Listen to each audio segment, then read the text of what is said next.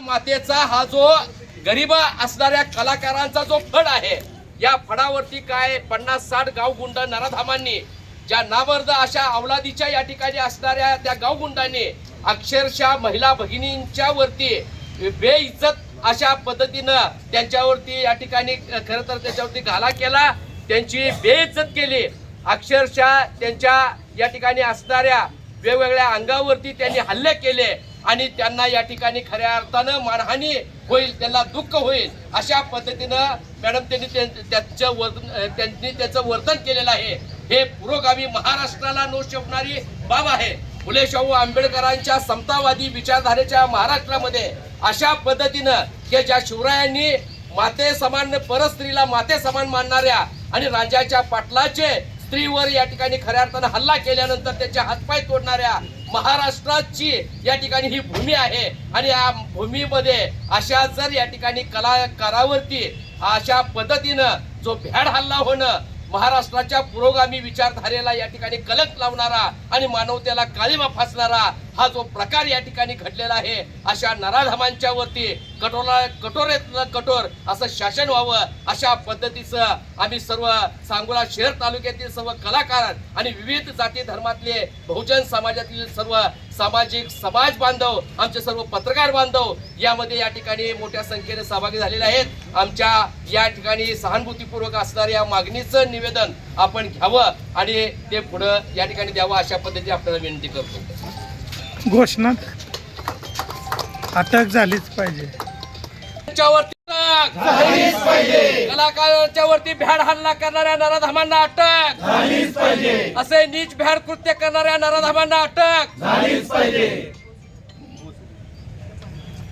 म्हणून असा जातीवंत कलाकार आपल्या मातीतला की जो सांगोल्याच्या शिरपेचा ज्यांनी मानाचा तोरा खवला आणि ज्यांना या ठिकाणी नालंदा विद्यापीठानं डिलीट सारख्या या ठिकाणी असणाऱ्या पदवीनं सन्मानित केलं, असा आमचा मान पान सन्मान आणि स्वाभिमान अशा पद्धतीचा हा कलाकार आज खऱ्या अर्थाने या ठिकाणी आपल्या सांगोली शहरातील सगळ्या कलावंतांचं नेतृत्व करतो आणि आज आपल्या या ठिकाणी कलावंतांवर झालेल्या हल्ल्याच्या निषेधार्थ आज आपल्याबरोबर या ठिकाणी या लढ्यामध्ये सहभागी होतो. असे या सांगोला तालुक्याचे सुपुत्र आदरणीय शाहीर सुभाष गोरे हे या ठिकाणी आपले विचार व्यक्त करतील.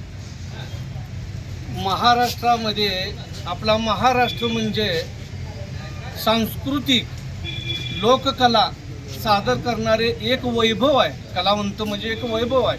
सांस्कृतिक कला जोपासणारे, जतन व संवर्धन करणारे कलावंत आहेत. आता यात्रा जत्रा उरूस असे कार्यक्रम चालू आहेत, पण असे कार्यक्रम करत असताना हे लोककलावंत पोट भराय दुसऱ्या गावात जातात आणि आपलं दुःख आपलं सुख मुलं बाळं घरदार बाजूला ठेवून आपली जनतेची मनोरंजन करतात. आणि ही मनोरंजन करताना घारगाव संगमनेरमध्ये ते घारगाव येते पोलीस स्टेशन हद्दीत, त्या घारगावमध्ये आपल्या विटाभाऊ मांग लोकनाट्य तमाशा मंडळाचे चालक मालक कैलास भाऊ असतील, मोहित नारायण गावकर माझे मित्र आहेत, त्यांच्या फडावर आणि त्यांच्या कलावंतावर एवढा भ्याड हल्ला झाला की गाडीत घुसून कलावंतांना मारलं. एवढंच काय तर माझ्या माता भगिनी जी कलावंत आहेत राहू द्या कलावंतांना मारू नका म्हणून सोडायला गेलेल्या त्यांच्या अंगावरली कपडे फाटले, त्यांना लाता बुक्क्याने मारलं. हा जो प्रकार घडतोय आता या ठिकाणी बरेच आमचे सगळे पार्टी प्रमुख कलावंत आलेले आहेत, पार्टी प्रमुख आहेत. उद्या आमच्यावर सुद्धा असा हल्ला व्हायला कमी होणार नाही म्हणून आता आम्ही तहसीलदार साहेबांना निवेदन दिलेलं आहे की असा भ्याड हल्ला होणे निंदनीय आहे आणि ज्यांनी भ्याड हल्ला केला त्या सर्व गावगुंडावर कठोरात कठोर अशी कारवाई व्हावी अशी आमच्या सर्व संघटनेच्या बहुजनांच्या वतीनं कलावंतांच्या वतीनं आम्ही तहसीलदार साहेबांना निवेदन दिलेलं आहे. आणि हेच निवेदन माननीय मुख्यमंत्री देवेंद्रजी फडणवीस साहेब तसेच सांस्कृतिक मंत्री आशिषजी शेलार साहेब यांच्यापर्यंत पोचवावं आणि नंतर अशी घटना घडू नये. कलाकार